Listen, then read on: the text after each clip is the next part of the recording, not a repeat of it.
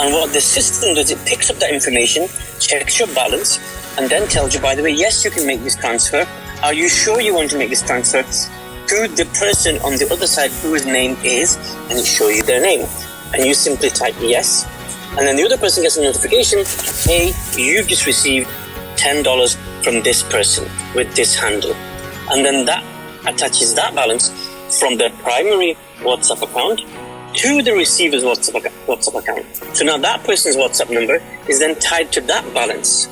So the third part of the process is the off-ramping. Now this person's got to be able to spend this money that they've received. So what we've done is we're attaching a Visa card to the WhatsApp account so that you can go and spend on the Visa card. So once you try and make that payment, you then click on yes, you're prompted. And once you confirm it, the other side then gets that amount connected to their WhatsApp phone number. So what they then able to do is they need to be able to off-ramp that payment. And off-ramping could mean a bank transfer payment. It could mean off-ramping into crypto. It could mean off-ramping into a card or even as cash. So again, the process really is on-ramping, which is making the payment into your WhatsApp account, moving that payment from the amount from one WhatsApp number to another WhatsApp number, and then off-ramping to be able to make it useful. So to make it useful is we've connected a Visa card to the WhatsApp system. So you'll get a virtual Visa card, which you can then use to spend that money that you received inside your WhatsApp. And the great thing is, obviously, we've made it all feeless. So that sending process from one WhatsApp number to another WhatsApp number, there's absolutely no fees. So you're probably asking, well, how do we make our money? Where we make our money is something called a spread. And the spread is the difference between the currency conversion. So when you're converting from, say, Australian dollars to UK pounds or euros or American dollars, when you're making that conversion, we make our money on this spread amount. So that spread will be a 0.1% of the market rate, for example. So that's where we make our money. That's interesting. That's very interesting. Now, this brings me to another question. I had said earlier that this is a very interesting concept that Teekpay is doing. So I would like us to emphasize on that. What role, you're already doing that with WhatsApp, but what role do you see WhatsApp playing in the future of digital payments? And of course, Teekpay has started, by making this known, but then how else too is Teekpay aligning with this vision? Look, I see an evolution of WhatsApp, and that evolution, I think it doesn't take a visionary to see that evolution, and that evolution we have seen in China through the likes of WeChat, where WhatsApp becomes WeChat is an eco of products. I think in the same way, I think WhatsApp will eventually evolve into an ecosystem. I think what we've done is we've started this, the excitement, but eventually I think there's going to be so many applications for what we're doing, and I think we'll probably expand to different chat applications to be able to facilitate the movement of value, because that's what, in essence, what all we are, is a movement of value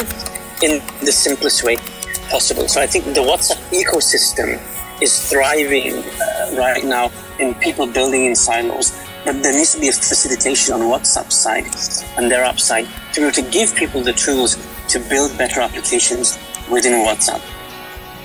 All right, that's interesting to see.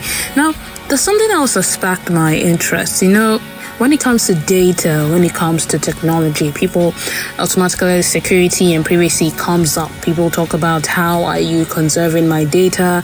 There's been a lot of cyber and security and talks here and there. So coming to Teekpay and, this WhatsApp micropayment platform, what is Teekpay doing to ensure that the security and privacy of users' financial information during transactions? Absolutely. I think security is probably the single most paramount thing that an application like this needs to have. And we've devised a few things actually in that respect to ensure that the privacy and the confidence of the user remain.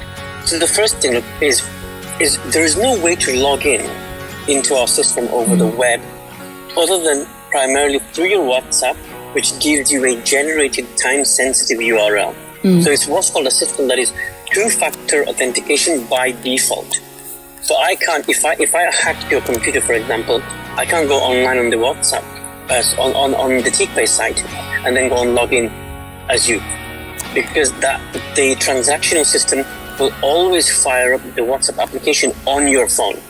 So somebody has to have your phone, they have to have your face ID to get into your phone or your PIN number, they have to have the PIN number to get into your WhatsApp, and then the only thing they can do is just see your balance. And if you enable further security, what it does is it scans your face.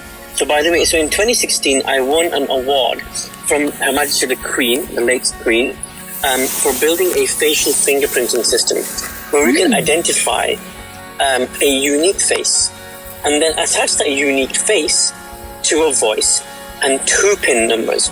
The two PIN numbers, one being a PIN to access it alongside your facial recognition, which acts like a key, which binds that connection. And then the other PIN is a decoy PIN. So, God forbid, worst comes to worst, somebody's got you ransom and got you hostage, and is using your, accessing your phone, using your face, opening your WhatsApp. You can then put a decoy PIN in there that shows, hey, I've only got a $5 balance in here, and you can specify the balance. So your decoy PIN allows you to be able to, under duress, be able to not have your funds stolen from your bank account. And even if that does happen and you are able to then give them that PIN too, then the person receiving those funds have also got to go through the same process of the facial fingerprinting system. So in essence, what the criminal would be doing is giving his fingerprints and his face to take your funds, which makes it it's extremely highly unlikely that a criminal would want to expose himself in that way with his face to receive those funds. So it really does protect you in various ways. And obviously, the standard thing that we normally do on any kind of system is to make sure that any front-end applications that are sat facing the web are connected to databases via what's called API, so there's no direct connection, which is filtered information that goes to storage of data. Then it sits behind what's called a demilitarized zone, which is behind a firewall. And then it's encrypted in the database using what's called 256-bit AES encryption.